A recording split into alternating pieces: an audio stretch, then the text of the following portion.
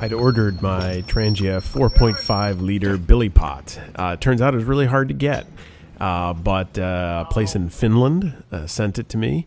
So I thought getting it for the first time, something I'd look forward to for a while, warranted a video. So UPS came and dropped it off at my house. I can't believe these guys work in this kind of hot weather. It's about 98 degrees Fahrenheit right now. At any rate, came nicely packaged. There's the company.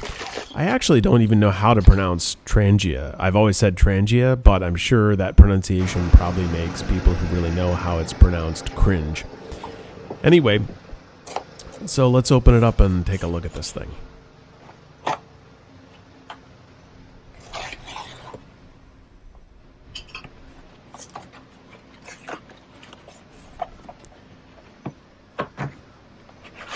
Looks very nice. I'm not really sure why the lid has to have that plastic film, since of course it just gets thrown away. I don't know. It's probably there to protect it, but from what? I don't know, since the rest of the pot isn't protected in the same way. Anyway, just taking a look. It's nice and big. I really got it so that I could put the whole other set inside of it. So let's see what it looks like on top of the cooker.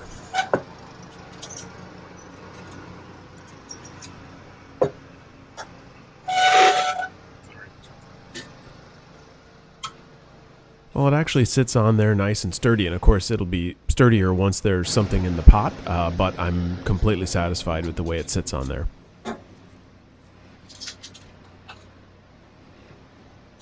Now let's see what happens when we try to put... Oh, I see, actually there's something here I want to show you, which is there's a gap. The pot doesn't seem to be perfectly round. I might have to bend it slightly, but there's a little gap there with the lid.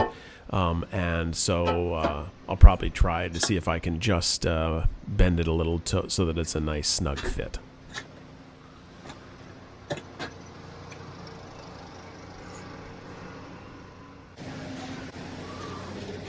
So now we take the set itself. This is just sort of the basic things that I know will create the height inside the set. And I'm going to put, I always put a little paper towel there because I lost the little plastic thing that goes for the first saute pan, the fry pan. And now I'm actually going to put the other Trangia fry pan, the one I really like, on top, because my goal was to see if this would fit inside the pot. And of course, I can see right away it does not. That is too bad, because it would have been just awesome if that had fit inside that nice big pot. Okay, let's try something else. First, let's just see what it looks like with the regular kit. And of course, it fits perfectly, which it's designed to do. Now, if we put the lid on, let's just see what happens if I put the skillet on top. Well, it does go on top, but it doesn't sit down very far, so that makes the set very tall. It would actually work. But I'm going to try putting it underneath. And actually it sits in there because the Billy Pot bottom is smaller diameter. It actually fits in there just about perfectly. So if I can get a strap to go around the whole thing, I think that will work quite well. The regular strap that comes with the kit doesn't work. It's not long enough. So now it's time to try it out to cook something. And I've cleaned up the pot, of course. I don't know what's in there from the manufacturing. And here I'm putting in the Firebox burner, from Firebox stoves. This is my favorite burner for the Trangia. It snaps in there so nice. Now I'm putting on my butane adapter. Sometimes I use propane. Sometimes I use butane. I really don't think there's much difference. Notice the particular little thing I'm screwing on there has two little legs, and what those do is those hold the bottle in the correct position. So inside the bottle, where there's a little L-shaped intake tube, it is suspended above the liquid gas. So it only draws in gas, not any liquid, which avoids flare-ups. So let's light this thing up, and let's get to cooking. Now, because I'm going to use first the saute pan, I'm going to make a pasta with a cream sauce with clams. I'm going to need to put that diffuser plate on. That's always a two-step process. I've almost never been able to have it drop on perfectly, but it's easy to center. And that comes with the Fireboxstove burner. And then we set my favorite skillet on there. That thing is just perfect. Really ideal for this kind of dish.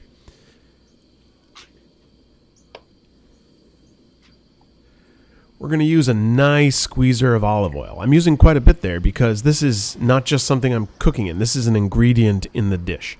So that was just a nice squeezer, probably about 4 tablespoons, about 2 tablespoons per person. And then I'm going to add a tablespoon, just under a tablespoon of butter.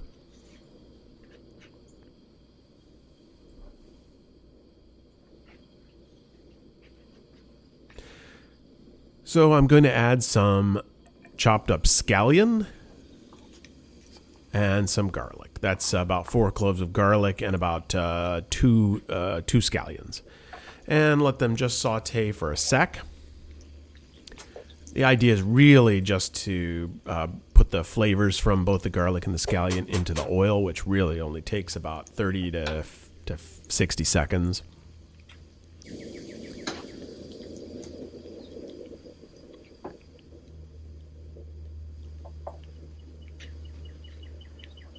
And once that's been simmering for a while, I will add a couple cherry tomatoes.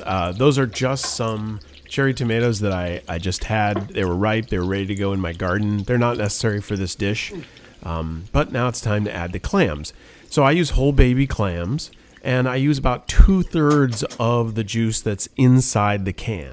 If you use a little too much of the juice, you get a slight soapy flavor because they add a preservative to it, and that has a slight soapy taste. And then I'm adding fish sauce, just about a teaspoon of fish sauce there. That replaces the liquid from the can that I took out. Both of those add a considerable amount of salt.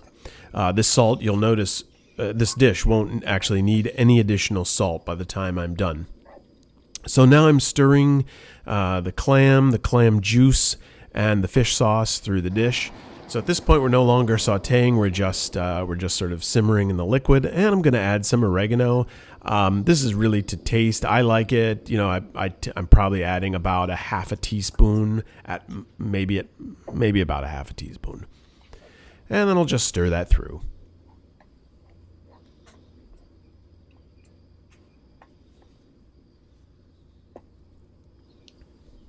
Taste it. Tastes pretty good at this point, I'll tell you right now. And now, probably the secret weapon here. I use this backpacking all the time. Citric acid. That way you don't have to bring any acid with you, any vinegar or lemons or anything like that. Really just a pinch. It's very strong. You can get it in any supermarket in the canning aisle. And of course, some black pepper.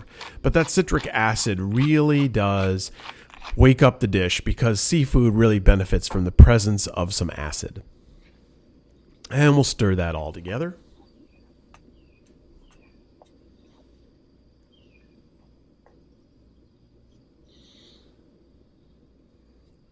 Give it a taste. Oh, it's even better.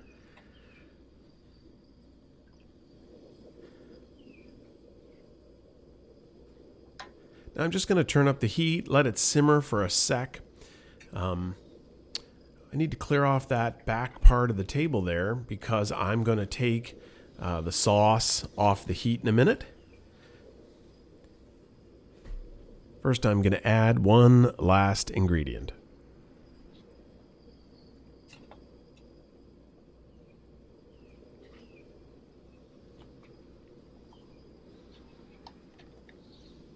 This is heavy cream, and you could probably see that I added about somewhere around 1/4 cup. It goes a long way. It really transforms the dish, of course. It makes it creamier, totally different mouthfeel, mellows out all the flavors. dilutes the flavors as well, but you're going to check for that. When I'm checking for it earlier and it tastes a hair over salted, I know it's okay because I'm going to be adding the unsalted cream later. So now I'll take it off the burner, turn off the gas, and I'll take off that diffuser plate because now I'm going to cook the pasta, and I definitely do not want the diffuser plate when I use my 4.5 liter Billy can for the first time. So I turn on that burner, crank it up,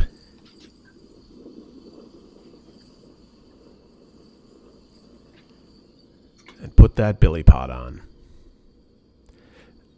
That's about, as you can see, it's about half the pot, so I guess it's a couple liters, and it's salted water, by the way.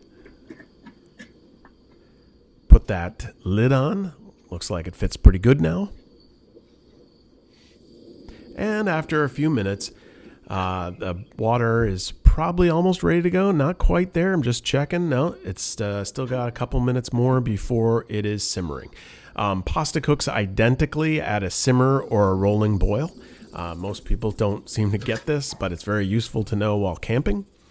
And so there you can see I've got it at a nice simmer.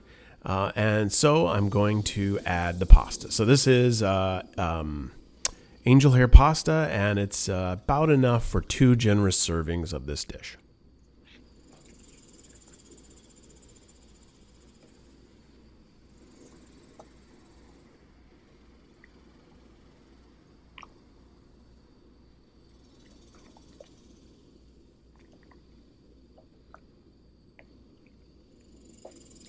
So let's just stir it a bit just to make sure that it's well distributed. It's not going to stick.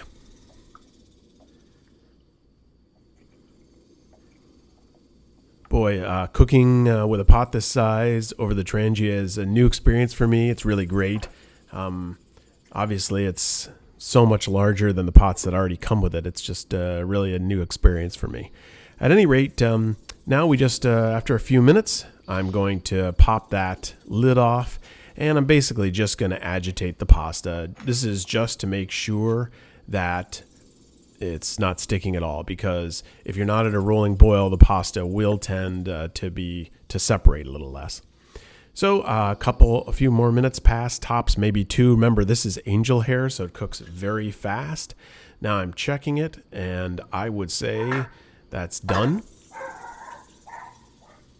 Gonna just agitate it one more time, and I'm gonna take that off the burner.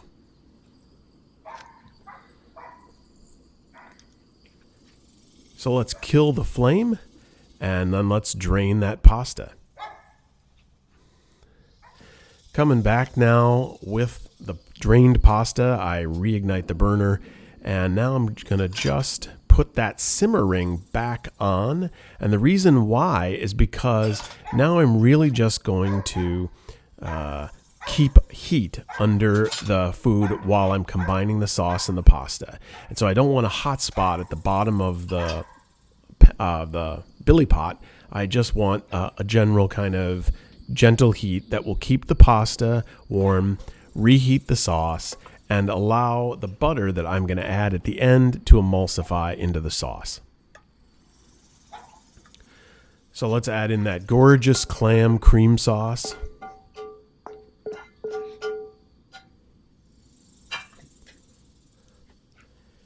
And I'm going to add 3 tablespoons of butter at this point. And by the way, always unsalted butter. If you use salted butter, it's so much harder to control the amount of salt in the dish. So always unsalted.